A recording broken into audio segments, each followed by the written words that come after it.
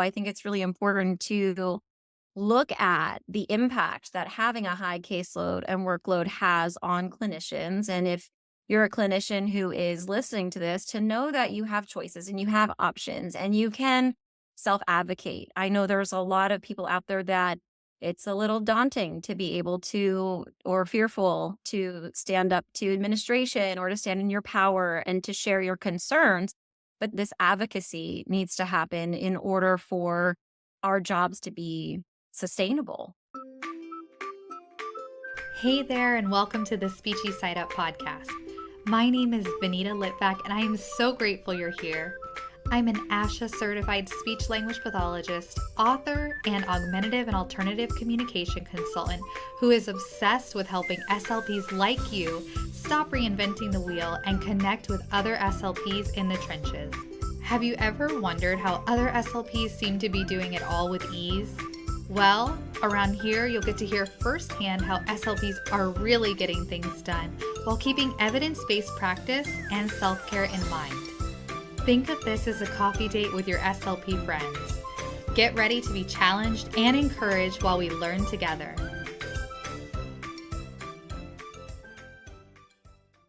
Today, I'm joined by Stephanie Michele Sweigart. Stephanie is an expert on mindfulness and compassion-based practices in special education. She is certified as a teacher of mindfulness meditation and as a speech language pathologist. Stephanie Michele is a presenter for the American Speech Language Hearing Association's National Convention in 2023, and she is the founder of a woman-owned non-public agency, Golden State Speech Pathology Services, Inc., since 2013. Stephanie Michele is the author and creator of the popular course Shiftmakers 1.0 and the framework to becoming a mindful speech clinician. She is also a speaker and YouTube host for SpeechTherapyPD.com. Her insights have been featured on numerous podcasts, including Keys for SLPs and the Speech Science podcast, where she shares her passion and thought leadership on professional holistic practices. She believes in the mission and is a supporting member for the Center for Nonviolent Communication. Stephanie's unwavering dedication is empowering individuals to use clear and compassionate communication, which underscores her mission to make a profound impact in the world of special education. Stephanie, thank you so much for coming.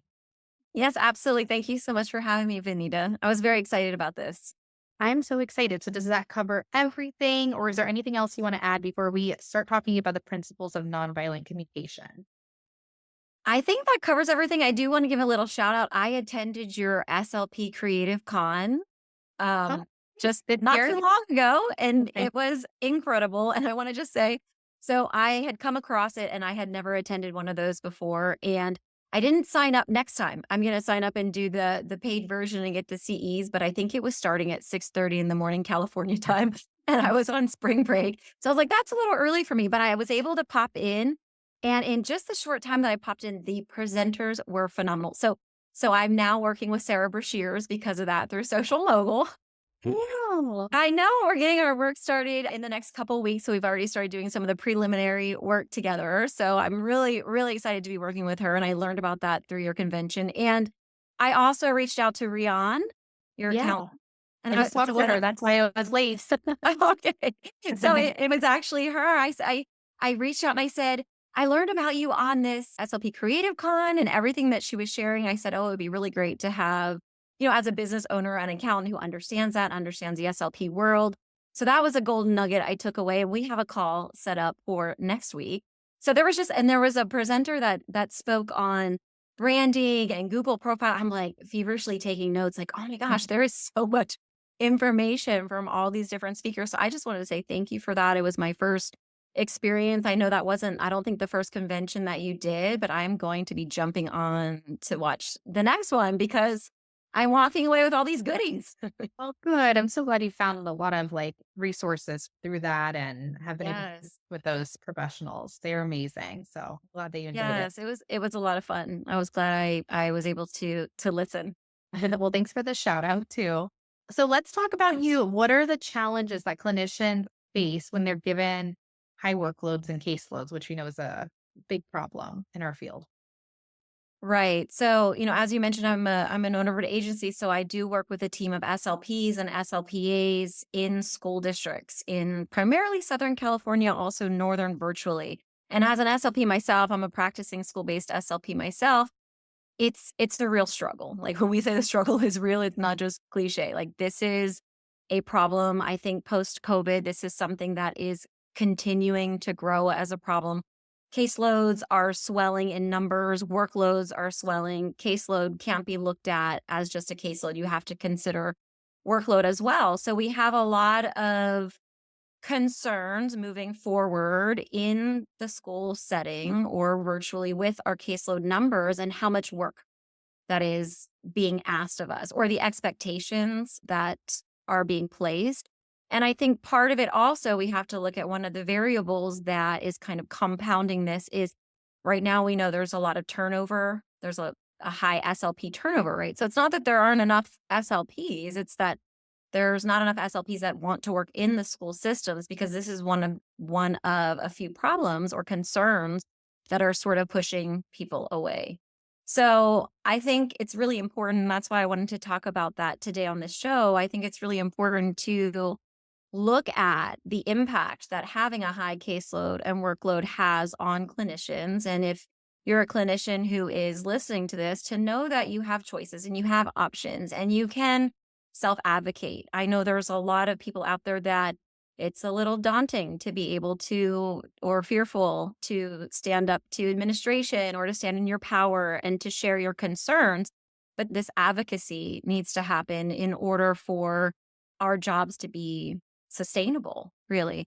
So I wanted to kind of talk about what those impacts are today so that people can recognize, because there are SLPs or SLPs out there that are just complacent or compliant. They're like, you know what, I don't want to ruffle any feathers. I don't want to cause any problems. I'm just going to do the work. But meanwhile, they're like motoring out on the sidelines. So if we can kind of look at the impacts that it's having on us, my hope is that I can empower you or encourage you to, when we understand these pain points and the struggles and the effects it has on you, and we can also understand sort of your style of how you operate in conflict or with challenges. Are you going to be that voice that can step up and advocate? When you advocate, how do you advocate? What are the words that you're choosing to use? How are you showing up? Are you showing up in a way that you're going to be heard and respected and valued and listened to? Or are we coming with such passion that sometimes we don't understand the words that we're using could actually be closing off others' ears, which cause us to not get our needs met. And then, we have more problems down the road. So also kind of touching into, well, what is that framework? How do we show up in a way that we will be heard and will be understood and we can sit down together and problem solve and strategize with the higher ups so that we can see change and have more happiness in our jobs and stay in our jobs and be more successful doing them. Well, that all sounds really great. So, what are the different approaches that clinicians can take, or some that are taking, when it comes to handling these challenges or conflict over their workload and caseload? So that's a great question. So what I might do is I'll back it up just before we get into that. And we'll talk about, because I know that you did ask me about some more of the challenges you mentioned that they're facing when they have these high caseloads and workloads. And I was sort of just giving a little summary. But for those who are listening in the audience, maybe this will be helpful. But obviously, one of the biggest things we're seeing across the board on it doesn't take much to go into a Facebook chat or a social media forum, Instagram, or wherever you go, and you're going to see burnout. We know that high caseloads and workloads, this causes burnout in our role. We've got emotional exhaustion. We've got depersonalization. All of a sudden, we're not as excited about our personal accomplishments at work because we're so drowned in the work that we're doing. And we know that burnout can affect mental health and it can affect job satisfaction. So if burnout is a flag for you, that is definitely something that is very obvious and overt that we pay attention to. But we also need to look at some of those things that aren't as overt, like when we start to think about the decreased quality of care that we could have with our students or with our clients if we're in a clinic setting.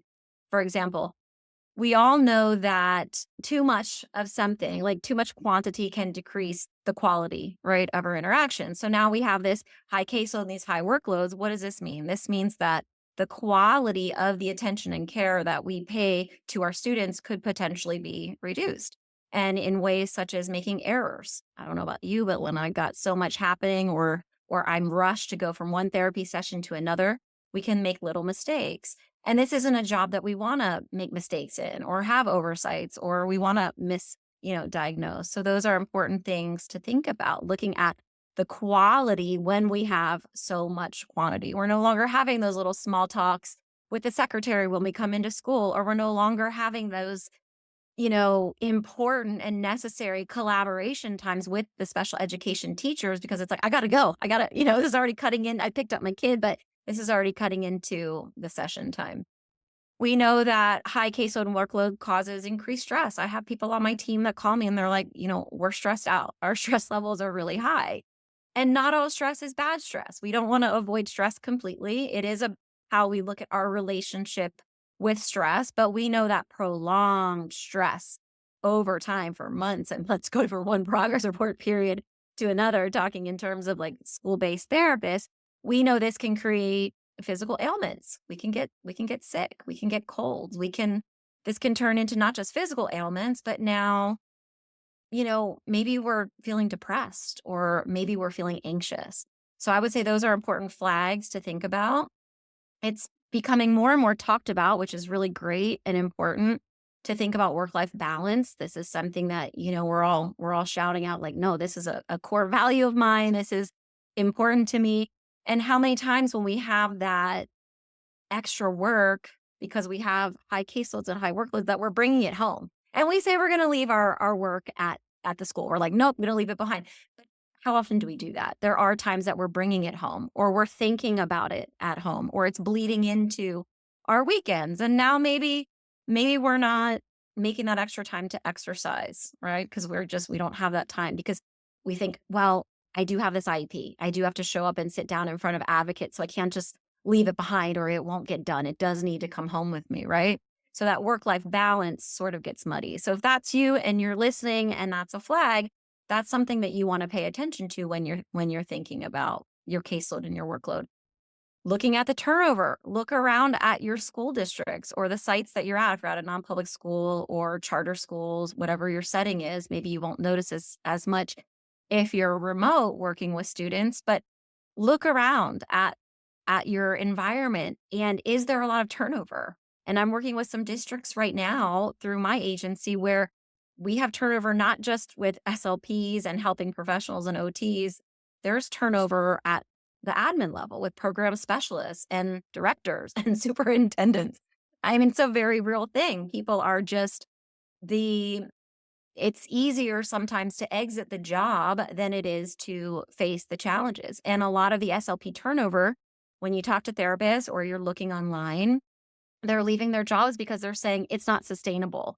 They're giving me, a caseload of 90 with barely any SLPA support. Or they just gave me someone else's caseload because they quit and now I'm trying to juggle too. So this is a real problem that, we have to look at. And it's important to also say that running away from my assignment where the grass is greener on the other side isn't always going to be, the answer because you could be running right to another school district that is going to have the same amount of problems and high numbers. So I think these are some things if, your decision making is impaired because you're stressed out or you're burnout or you're not making, the clinical decisions you want to make, or your relationships are impaired with parents or clients or colleagues because you're rushed. You start to notice these things and those sort of become your checklists, if you will, like your bullet points that when you're getting ready to advocate, it's like, okay, these are some of the points that I want to make sure that I address. Those are really, really great points. And I just love that you are in the schools so that you're not just like talking about this, but you're living it as well. And you can relate to the clinicians that you're helping too. Yes. So if they want to start self-advocating about their concerns, what are some strategies for clear and constructive dialogue with the higher up? Okay. So there is a very particular framework and strategy for talking to the higher ups, and I'm going to walk you through that. What I think first needs to happen is for all of our listeners out there, I think you need to understand your conflict response style. So I read an amazing book. It's by Oren J. Soffer, and it's called Say What You Mean. I love this book, and he is a nonviolent communication trainer.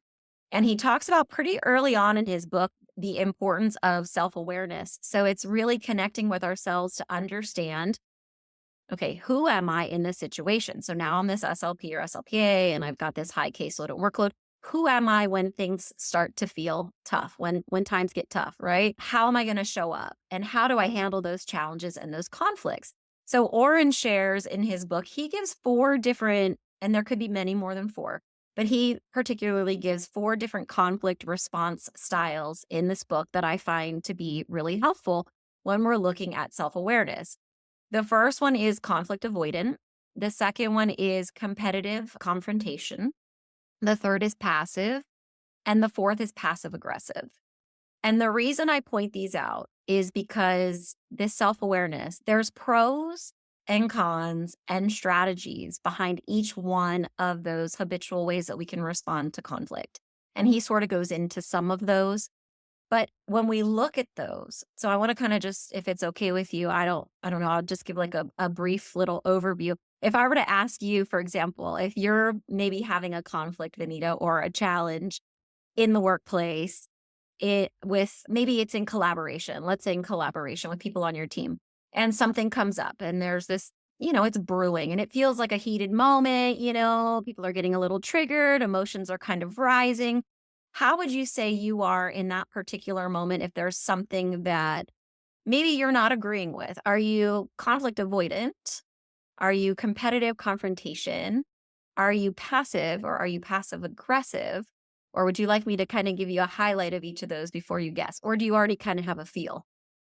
Well, I'm thinking like it really depends on the person. Does he say that it changes based on who you're talking to, or do you have like typically one style? No. So you could have many different styles. More often than not, you might gravitate towards one type of style. But yes, it definitely depends on the environment or the situation. So if we were to sort of like needle in and say, okay, Vanita, you're collaborating over a student, and say maybe you're collaborating on goals, because this comes up a lot, right? So you've got goals as an SLP and some other people are coming in, maybe parents or a special educator is coming in and they're not agreeing with your goals and they're seeing it completely different. And they're like, well, that's not really going to address, or that's not appropriate, or that's not really what we want you to hit. And you're sitting there, and maybe you've said, well, these are really important. You've said your piece, but it's kind of rising, and parents are like, no, and I really want to see it this way. And these kind of goals in the past have never worked.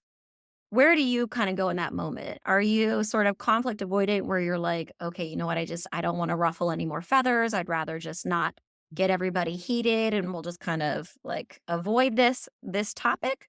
Are you competitive confrontation where you Yeah, say, I'm that. you already know. You're like, no, so let me give you the definition.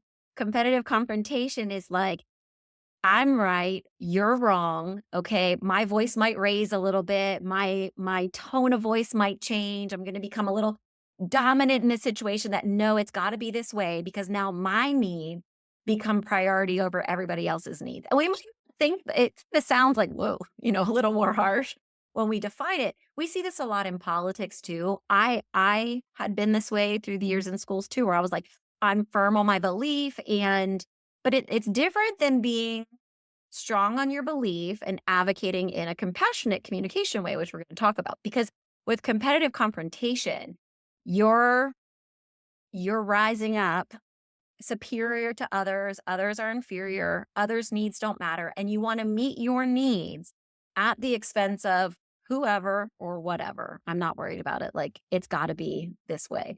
So that's the Think competitive it really confrontation. depends on the person, but I think if it's a situation where it feels threatening and like that my opinion is not being respected, that actually I feel like if it starts where I feel like they think theirs is better, then I become like that, if that makes sense. Mhm. Yeah, But so like it's I now haven't, kinda like a battle. It sounds like it yeah, turns into this battle because 'cause you're like, "Hey, if you're gonna push this on me, I'm gonna push back." that's what I do. But I think like, for instance, this happened actually last week with an RBT. And today met with the BCBA and we spent an hour talking and getting to know each other. And I like express vulnerability, ask for her advice on something, then she asked for my advice. So then we took the time to like build a relationship. But I think it really depends on what the environment looks like. If you're meeting in an IEP meeting for the first time, it's like the tensions are already high. But if you can take that time to get to know that person, I mean, if we come into an interaction where that happens, where I am competitive, confrontational, I always then try to take the time to get to know that person and build a relationship. I never like leave off on that note, if that makes sense. Mm-hmm. Yes, it does make sense. You said a couple key pieces there. And what I heard that really stands out is the relationship building first. So what I heard is you had more open communication with the BCBA when I heard you say vulnerable. I heard you say hearing each other's and understanding each other's, giving each other that space to communicate, listening to each other's perspectives to be able to collaborate. So there's a lot of those key pieces. And that's part of the framework of compassionate communication is this we're coming into, seek first to understand, not to be understood. So where are you coming from? What are you feeling? What are your needs before I go with mine? And then, we sit down and we collaborate how we can meet everybody's needs, which is the compassionate communication. But yes, there are many people out there that whether it's the first IEP, whether you have been in that IEP, it's part 4. It's like we've already had, 2 hours in each one and we're now on part 4 that are still coming in with this type of personality. And it's like, I will tell you that if somebody first comes in with that type of personality, my ears are already going to want to close, especially if I don't have the strategies or the inner resources in place. I might feel intimidated. I might be resentful. I might not trust now or want to be vulnerable or want to share because I'm sitting in a place of fear. And I can think of advocates in the past before I had strategies where I would walk in and that was the space I was in. You would hear about these advocates ahead of time and you'd be like, "Oh, what do you mean it's that who's that advocate?" What, you hear the stories and you've got all these stories in your thinking mind and you're going in and it's just like, I'm scared, right? So you're right. There is all of this these preliminary pieces that can make such a difference in being able to be heard and be received or to hear others and to receive them so that we can get into that space where we can work together. So then you have the passive people that are, I'm seeing a lot of this too. I don't know if you see this on social media, but like the people pleasers where they're like passive aggressive. They're like, I don't want to be a people pleaser. I don't want to just say yes to everybody and everything. But that's what passivity is. I might not agree with this. I might not want to take on this large caseload or this workload that they're asking me, because somebody just quit or we're just coming out of, a situation where I've got to pick up more numbers. But okay, I'm gonna do it. I wanna be liked. I wanna be invited to happy hour or, I don't wanna feel awkward when I'm, collaborating. I don't wanna be that person or I'm new, I'm just in my CF and I don't already wanna start being that person who's, you hear those things. So you have those passive people that are just taking on the work to please and to not ruffle feathers. And then you have the last, which is the passive aggressive. And this was me for a lot of years. I kind of like titrated between that and competitive confrontational like you. And this passive aggressive was more of this, okay, you're asking me to do all of this and I don't want to do all of this, but I'm telling you yes to your face and I'm smiling and I'm like, okay, like, yeah, I'm on it. You got it. No problem. I got your back. I'm going to take one for the team.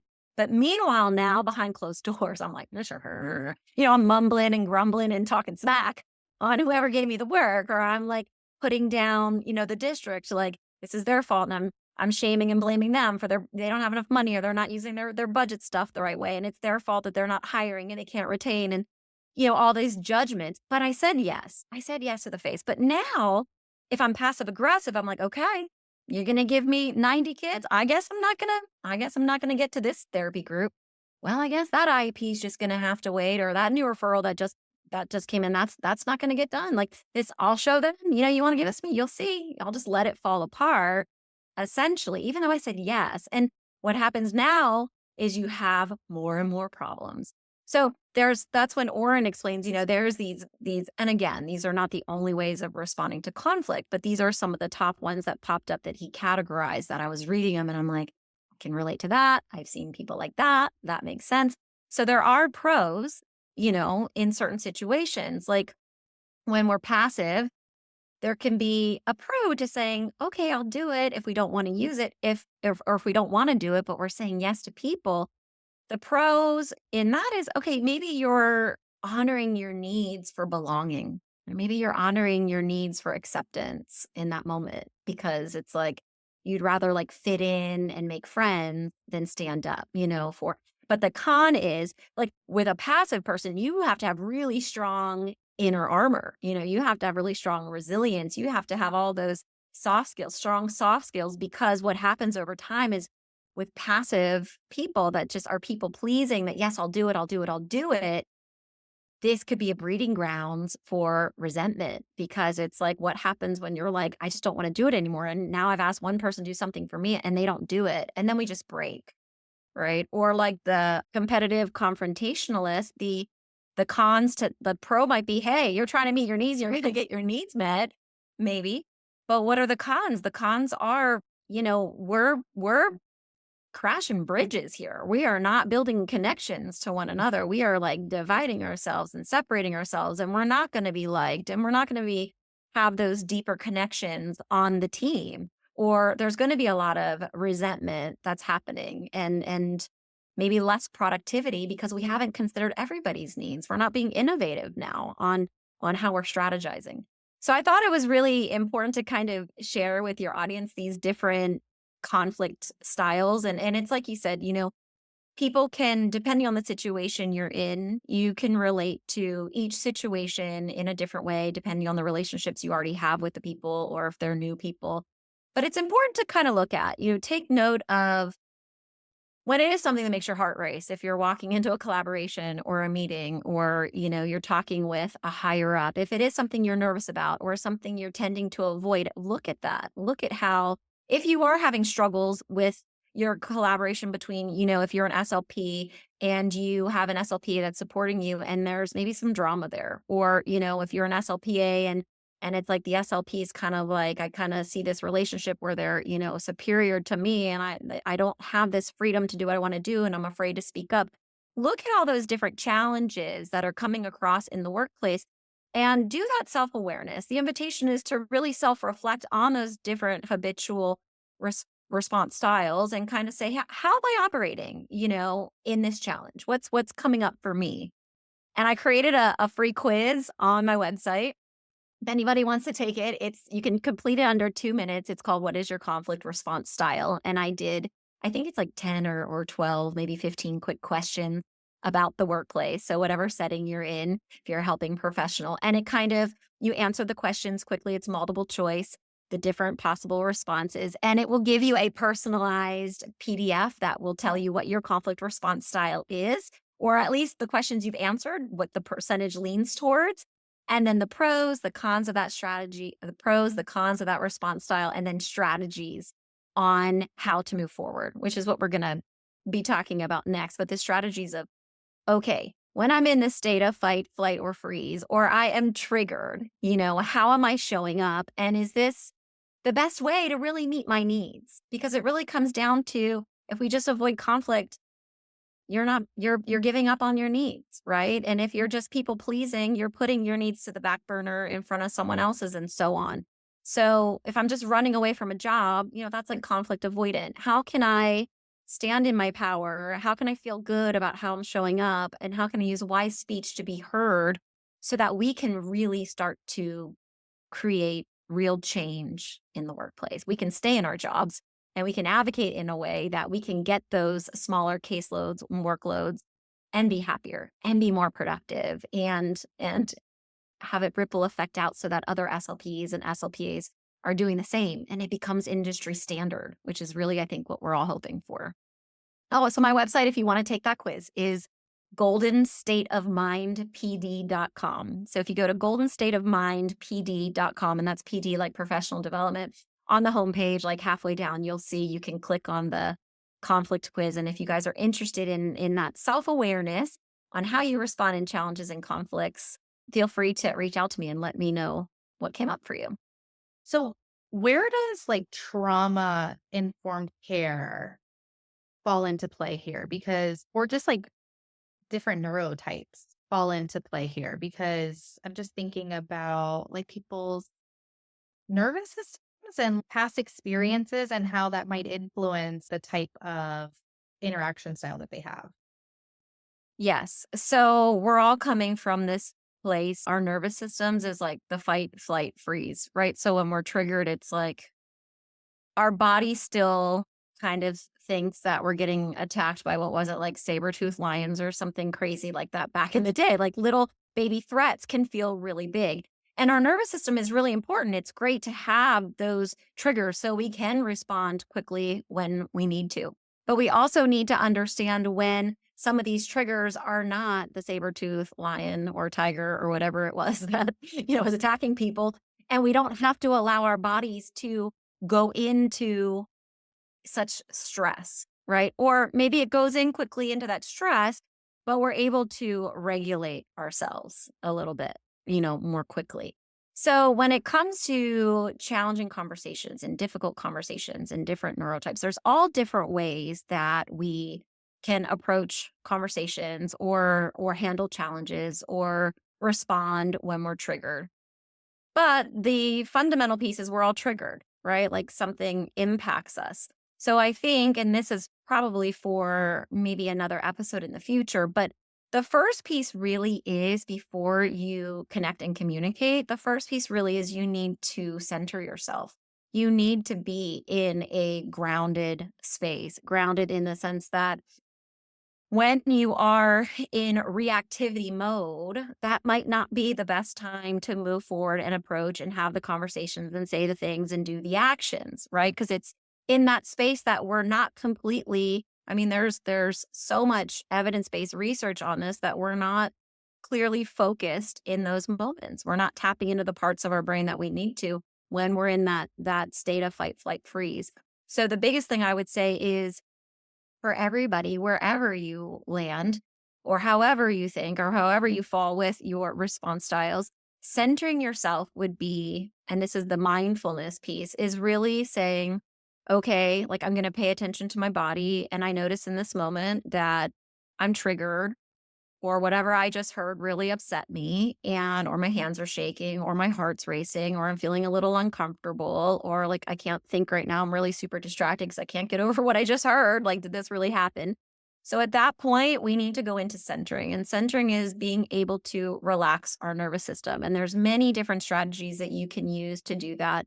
Mindfulness is a big practice. I'm certified as a teacher of mindfulness and compassion-based practices. We're talking about the compassion-based practices today with the communication, but the mindfulness piece is super important because when you think of like building a house, think of like the house now, or we're building our relationships or our conversations, you need to start with the foundation. If you don't have a strong, solid foundation, you can build that house, but a strong wind comes and that house is going to fall down. So that strong foundation with communication is presence, it's mindfulness, it's centering ourselves, it's being able to have a regulated nervous system. And that's why there's a lot of work out there right now to help our students regulate their nervous system, while when we're trying to teach them something and not teach them when they're dysregulated. So centering, mindfulness practices, breath activities, this would really be your first step. And then once we're centered and we're in a space where, okay, I'm relaxed, and I'm not saying we have to be completely like yoga out and then, I'm just saying like not in a space where, we're going to say something or do something that we regret later. We have control over ourselves. When we have that control over ourselves, then we move towards the next, I call it the 3 C's, like how we have our C's after our name. It's center, connect, communicate. Then we're moving into the connection piece, and that's the relationship piece, like you talked about earlier, in your conversation that you had with the BCBA. And, you had all of the little characteristics that need to be there to have a conversation. You built that relationship so you could have the open communication, so you could have the trust, you had the mutual understanding, and you were fully present and showing that active listening to receive their ideas as well. And receiving others' ideas doesn't mean we have to agree, doesn't mean that everything the BCBA might have said to you, you're like, yeah, I'm on point with that, or I agree with that, or I would do that. Yeah, there were points like that. Right? So it's just saying like, okay, I want to I want to see it through your eyes. I want to understand it through your feelings and through what you're needing. And that might look completely different than what I'm feeling and needing. And then that brings us into the communication piece to say, now let's strategize so we can try to see as many needs as we could possibly meet for all of us. We may meet all of them. We may only meet mine. We may only meet yours. But gosh, we sure tried, and we did so in a respectful way, and we problem solved, and we can come back later and try more problem solving because our relationship is in a good place because I was in a cool, calm, collected space. I was regulated. If I was triggered, I'm now coming back to you and saying, hey, I'm in this regulated space. I'm ready to talk to you about whatever I was triggered about. And I want to connect with you first. That's why we always say in therapy, connect with your students before we're putting on demands, come to their level, play with them, be a part of their imagination. So that connection piece. And now that I've connected with you, I use this framework that we're going to talk about today to really advocate. And that comes from the nonviolent communication framework. But before we go there, I know your question it's a big question, and there can be so many different ways to answer that question. And I wish we had more time to do that, but I'm not sure if maybe the way I answered was what you were looking for. And if not, maybe I could clarify for you. No, you did, because I think like you got to the point where like the reality is like we're all being triggered, and then like this is what happens after the trigger. So I guess regardless of the neurotype, like we're looking at like what kind of happens like after, and Yeah, how we can like have control over what's like happening, and then how we respond. absolutely. And there's different personality types, obviously, on you've got introverts and extroverts. And we'll kind of talk about that with the framework too. But it is about feeling safe. If Mhm. you don't feel safe, because you brought up trauma, you brought up different neurotypes. If you don't feel safe in the conversation that you're having, it's okay to not have it. It's okay to put Okay. a pin in it, come back. It's okay to never come back to it. That's okay. If that connection is not there, it's okay to not proceed to the communication. So when you feel comfortable, and it's okay if you're not comfortable now, it's okay. We take those baby steps and we practice our communication skills and we do the self-awareness and we do, the mindfulness practices and we learn how to calm ourselves and center ourselves in difficult times. And then slowly over time, with little bits of practice, we move forward and we advocate and we start small, like low stakes, right? Where it's comfortable, somebody at home that we feel safe with in an argument to try out these strategies. Or maybe our pet, maybe your dog in the background there, whatever feels safe to just kind of practice the routine. And then as we start to see positive results, which you do, it's fascinating. The people who study and implement, the therapists that I've talked to who have implemented nonviolent communication strategy into their lives, it's like next day stuff, little pieces. You start to see these little nuggets right away, and that gives you the confidence now. So it's like the feedback, right? It's the feedback from the practice that gives me the courage and the confidence to keep going and to keep trying it. And then we gradually graduate up to more high stake, conversations where we feel more confident. Or maybe we still do it, over a keyboard in our email because we can use this stuff in text, in our emails, in our direct conversations, face to face or through the screen. But take the steps you need where you feel safe and comfortable to do so. So that's what I would say in regards to that piece. Okay. That's good information. You said the three C's were center, connect. What was the third one? Communicate. Communicate. Okay. Yes. Hmm. So, would you say that nonviolent communication is for everyone? What if you're introverted or you're not comfortable being vulnerable around your feelings? And you kind of like just alluded to this.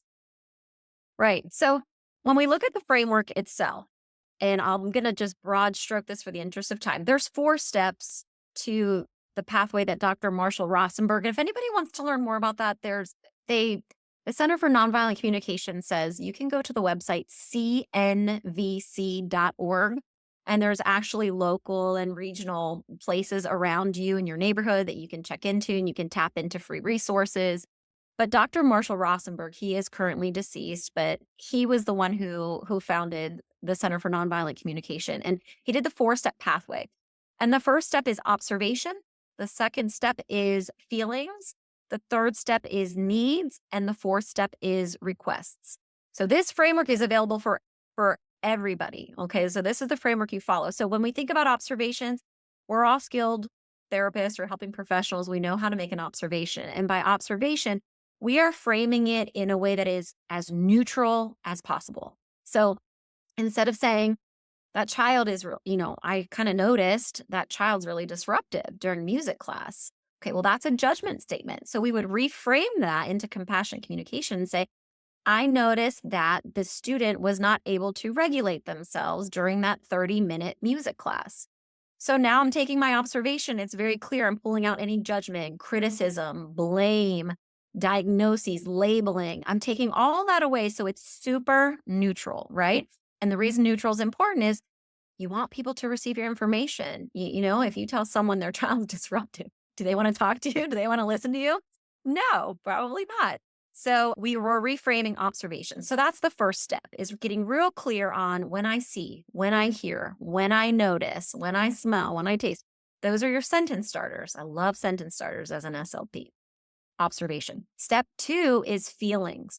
So now that I have this observation, which may or may not be a trigger for me, I have this observation, I connect it to a feeling. And Marshall Rosenberg shares universal feelings. So I have these on my blog, also on my website, if you want to check them out at goldenstateofmindpd.com. But he says universal feelings because they're feelings that we can all relate to. Like if I used a word like you abandoned me, Vanita, that could put you on the defense because abandoned, it's like assumes fault. So there's these set, and there's many, many of them, of universal feelings words that we want to stay with, because it will not put our listeners on the defense. Because again, our intention is to connect, right? We want to stay connected so that we can be heard and we can move forward and problem solve. So we start our statements, I feel. So when I see, whatever the observation is, I feel upset. When when my caseload is 75 students for a 4-day work week and I have an SLPA 1 day a week, I feel overwhelmed. I feel frustrated. I feel stressed. I feel burnt out. These are our feeling words that come up. Step 3 is needs. We're now connecting to the need. So we have to understand that every feeling we have, pleasurable, not pleasurable, comes from a met or unmet need. So if we have a pleasurable feeling, if we're super happy, it's because our need has been met.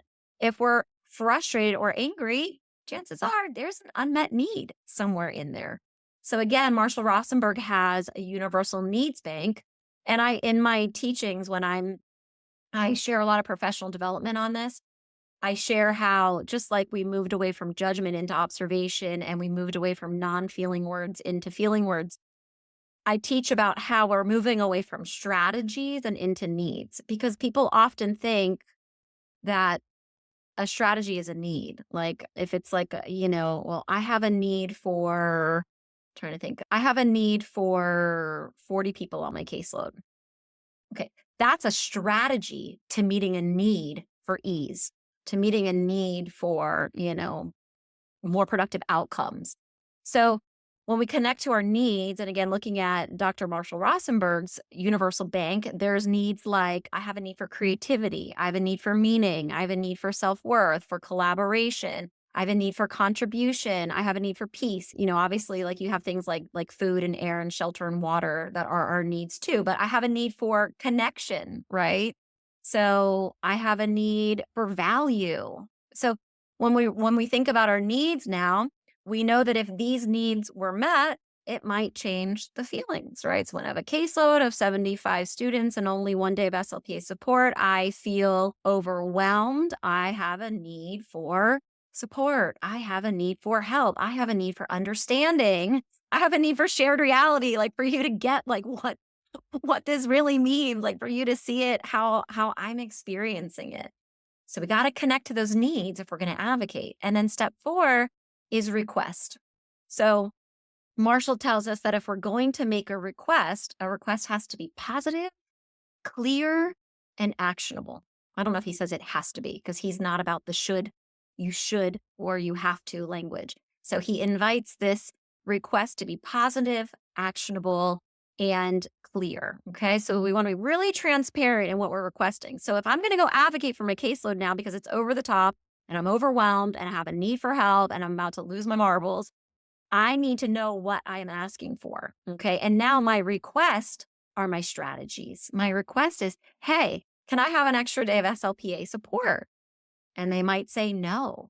And I have to realize that if I hear no, that's just no to that one strategy. It's not a no to my need for help. Maybe help looks like them sending an SLP from another school site to pick up, that has a very low numbers in their minds or in the SLP's minds. They're like, hey, I've got extra time. I can do this. Maybe that SLP comes in and supports. So our need for help can be strategized in many different ways. And that's where we're looking at the requests that we're making. So we want to be really clear when we're moving forward and we're saying, would you be willing to? Would you be open to? Would it be okay to consider this? Can we sit down and strategize together ways to?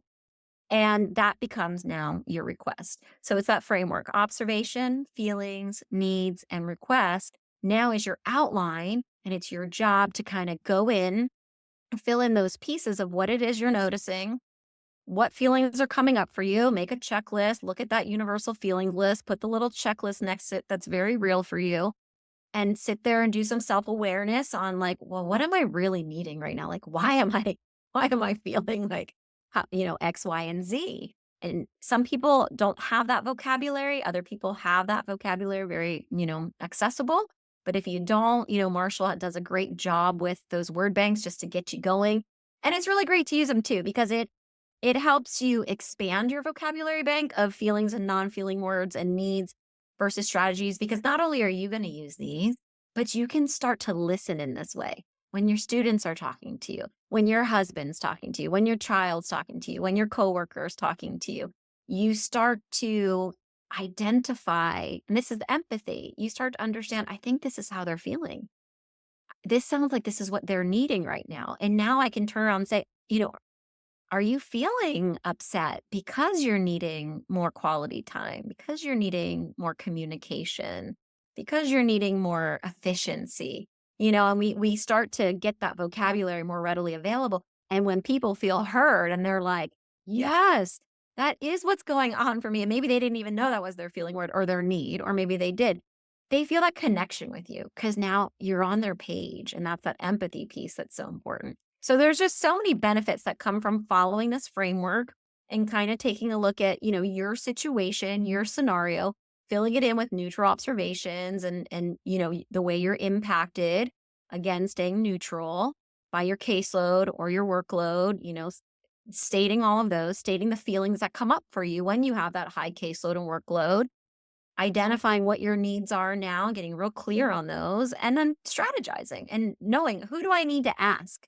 Who is the person that I need to go to that can help make these strategies happen?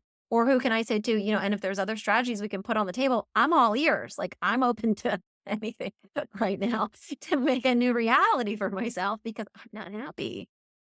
So that would be the framework for following for anybody, introverted, extroverted. And again, like I was sharing with you, it's the baby steps, for those people who are extroverted, who are like, okay, I got this framework, I've plugged it in, I can go do the thing. More power to you. Perfect. For those who are like, no, I'm still really fearful. It's really daunting. I'm too nervous to self-advocate. It's easier for me just to go find another job or to just accept it and kind of move on and be miserable. My needs don't matter. I say to you, like, we need to rethink this. We need to rethink, is this sustainable? What are the long-term outcomes? And if we did put these strategies into place, is there a way you can start to practice it? Could you, those low stakes situations, could you send it in an email? And instead of going and advocating in person, can you advocate on an email? Is this a situation where you can send some text messages? Stay in your comfort zone, stay where it feels safe. And like any other skill, it can be developed, it can be practiced. You just have to learn, just like, it's like all these other professional development courses we're taking when we're learning how to work with Gestalt language or how to really get that tricky R sound. It's like, give me the tools and the strategies, but I've learned it, but now I need to go do it. I need to go start the baby steps and practice it. And at first I might not be hitting those ARs or those ORs with this entire world of our packet, but I'm going to get more fluent over time. And that's how compassionate communication strategies or nonviolent communication strategies are. I've learned it. I see what I need to do. I slowly take the baby steps of doing it and I build my fluency. And I'm going to make mistakes and I'm going to kind of reword it in my own personality so it doesn't sound so robotic. I'm going to adapt it to myself. And over time, I'm going to start to see that, whoa, okay, that IEP meeting wasn't so bad when I wasn't sitting there, judging this person for what they're saying right now, but rather I sat and I thought, I wonder what's going on for them right now. I wonder really what they're feeling, or I wonder what maybe they're really needing right now. It's like it can change our whole perspective and our nervous system and the way we're feeling when we just take this new approach to thinking, reframing our listening, and our speaking in our roles as helping professionals. This is amazing. I took notes like so furious while you were talking. And I'm sure anybody that's listening to this is like, I need to pause this so they can like sit down and actually write down. I think we could talk all day. And I really hope I can get you back on because I think this is just the tip of the iceberg. But you shared your website. Where else can everybody find and connect with you if they want to continue the conversation? Oh yes, and thank you so much for being here and for allowing me just to be in this space and share with you. In fact, when I posted it on Instagram, because I am on Instagram, some people were like, "Oh, I know Vanita. I love listening to her podcast." So it was so exciting for me. And I just really appreciate this opportunity to be able to share what I told you, Vanita, really is like medicine. It's just medicine for us in the field. So if you do want to learn more about this, my handle on Instagram is golden.state.slp, like speech language pathologist, golden.state.slp. I also, it's the website I mentioned, goldenstateofmindpd.com. And right now I have a course that my Shift Makers 1.0 course is out and available. And it really focuses on some of the things we talked about today, which is strengthening your presence through mindfulness, understanding what is empathy and what is deflective empathy when we're listening to others, active listening, that framework we talked about. I do a real big deep dive. And then I also do practical scenarios for building your fluency. And that's a 4-hour professional development course. And I am a CE provider. So you do get CEs for that. And I just wanted to share that. That is on my website. And for those who are listening today, if this interests you and they wanted to partake in that I would offer a special discount for your listeners with a coupon code. It's all caps, Speechy Side Up. So if they do want to take advantage, it's 20% off for that if they want to explore these strategies and see the difference that it can make in their work and in their lives. Those are some ways that you could connect. Thank you so much, Stephanie. Until next time. Yes, absolutely. Thank you so much. Thank you so much for listening. By the way, have you joined the SSU crew yet?